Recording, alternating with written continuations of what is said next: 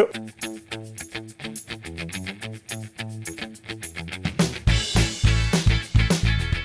안녕하세요. JR 컨텐츠 JPD입니다. 최근에 컨텐츠 제작을 하려고 하는 중장년층 이상의 분들을 보면서 나이가 들어도 컨텐츠 제작을 해야 되는 이유가 뭔지에 대해서 여러분에게 좀 설명을 드리려고 합니다.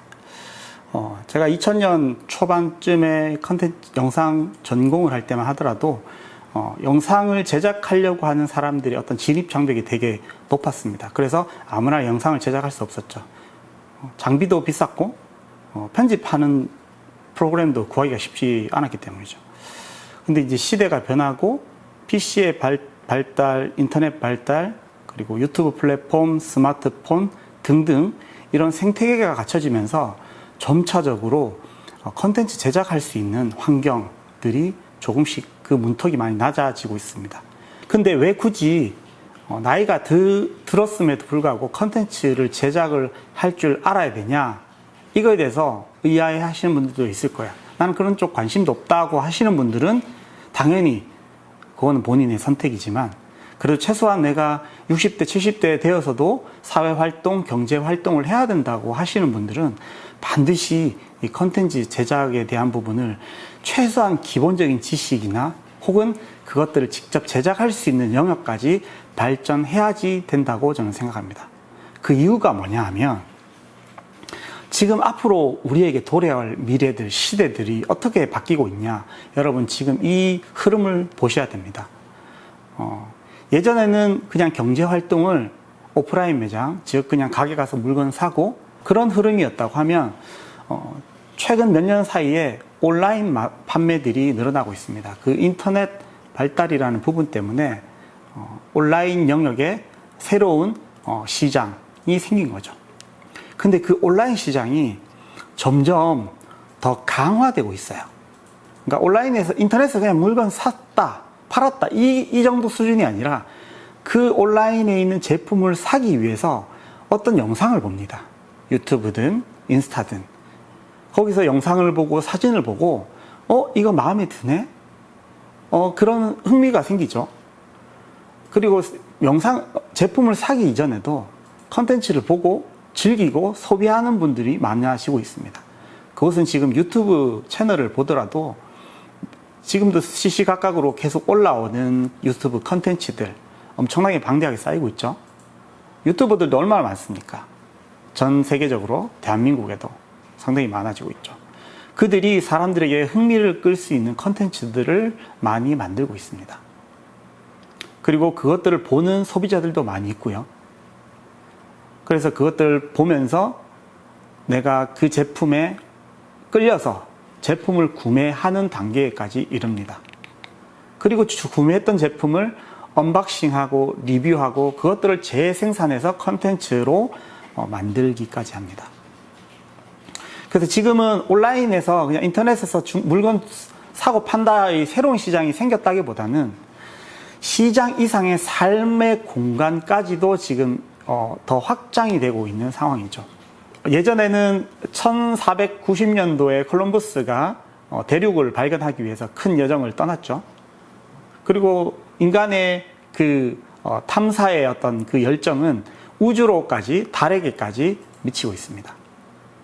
근데 저는 이런 생각을 해봅니다. 그 우주만큼 광대한 공간이 이 온라인, 메타버스라는 그 공간 안에서도 우주와 같이 광대한 영역이 계속 건설되고 확장되고 있다라고 저는 생각하고 있습니다. 그게 뭐냐 하면 지금 저희들이 스마트폰으로 사용하는 애플리케이션 있죠. 애플리케이션 보면은 카카오톡도 있고 당근도 있고 뭐 오늘의 집, 무신사 뭐 등등 구글, 유튜브 뭐 많이 있는데 거기서 여러분 어떤 행위를 하시나요? 유튜브에 들어가면은 상당히 많은 방대한 컨텐츠들이 있습니다. 그리고 오늘의 집이나 당근 같은 경우에도 그 당근에서도 물품을 구매하는 영역뿐만 아니라 그 당근을 통해서 사람들에게 어떤 소모임도 하고 그리고 내 일상 공간에 어떤 일들이 일어나고 중고 자동차도 매매하고 그런 커뮤니티적인 공간, 물건을 매매할 뿐만 아니라 커뮤니티로 계속 확장되고 넓혀지고 있습니다. 앱 하나에서도 그렇게 넓어지는데 우리는 지금 얼마나 많은 무수한 회사의 애플리케이션들이 계속 생산되고 있습니까? 그 모든 공간들이 메타버스라는 그 공간에서 지금 이루어지고 있고요.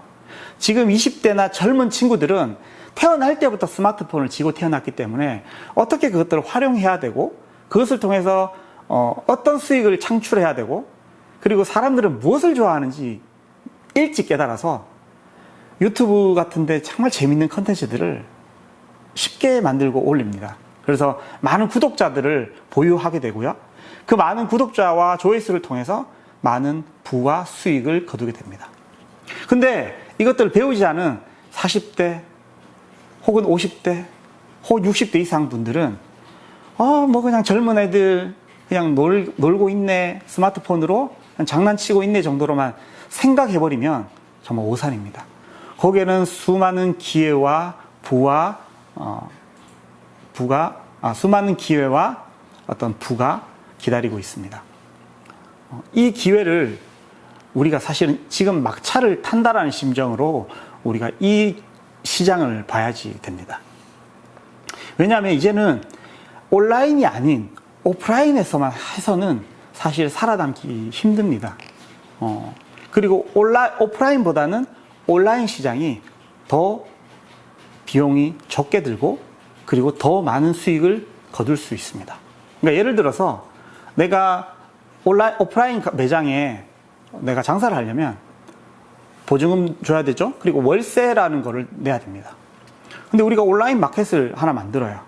그러면 거기에는 큰 월세가 들지 않습니다. 물론 그 홈페이지나 그 샵을 만들기 위한 기본적인 비용은 들겠지만 내가 홈페이지를 도메인을 돈을 주고 구매하지 않고 예를 들어 블로그나 인스타나 유튜브 채널을 사용한다면 사실 그 비용은 내가 그냥 내 인건비 정도밖에는 들지 않습니다.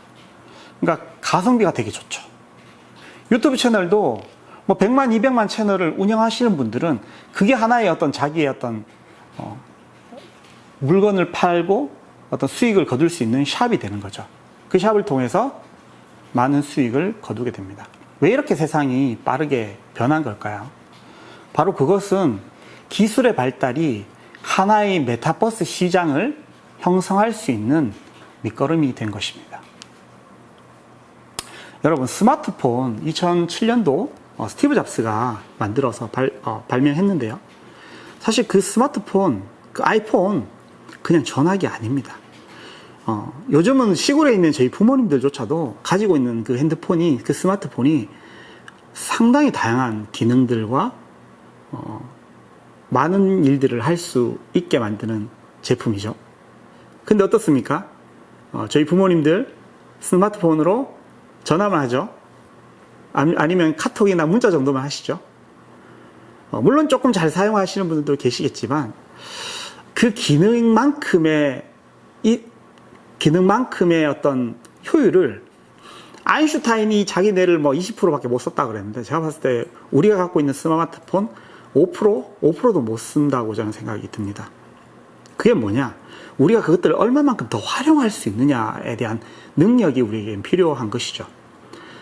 그게 바로 우리가 어떻게 활용하냐, 그리고 어떻게 다른 사람들에게 영향을 끼치냐, 사실 이 부분들이 되게 중요한 것입니다. 여러분들이 사용하는 그 스마트폰 하나부터 조금 더 내가 사용하는 능력들을 확장하는 노력들이 일단은 저는 필요하다고 저는 생각합니다. 그리고 또 한 가지, 저는 유튜브라는 그 플랫폼은 놀이터로만 사용되어서는 안 된다고 생각합니다. 유튜브는 놀이터이자 도서관 같은 배움의 공간입니다.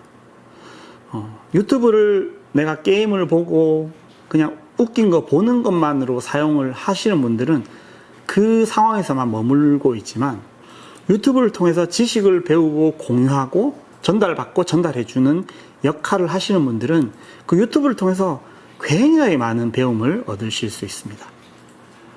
사람들이 저에게 와서 컨텐츠 영상 제작하는 방법을 묻죠. 물론 제가 알려드립니다.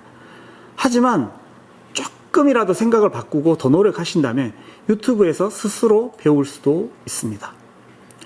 근데 60대 이상의 분들이 가지고 있는 어려움들이 뭐냐? 이거를 갖다가 어떻게 활용해서 사용하지에 대한 어려움들을 저는 많이 발견했습니다. 그래서 그런 부분들은 어느 정도 일정 부분 강사들을 통해서 직접 오프라인에서 배우는 부분들은 저는 도움이 된다고 생각합니다. 제가 좀 장황하게 설명을 드렸는데요. 제가 2000년대 초반에 영상을 배울 때는 진입장벽이 되게 높았다고 제가 아까 말씀드렸는 것 같은데요. 지금은 그 진입장벽이 낮아졌습니다. 그리고 핸드폰 하나라도 할 수 있는 부분들이 되게 무궁무진하고요.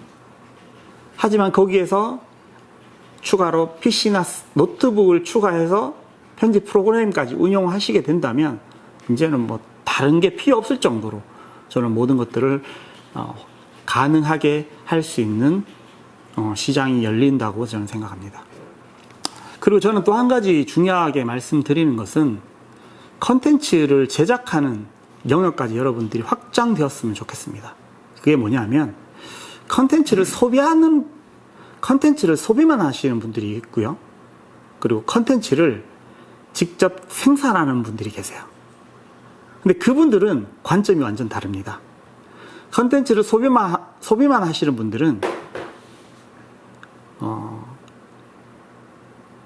모든 정보들을 좀 일방적으로 수용한다고 할까요?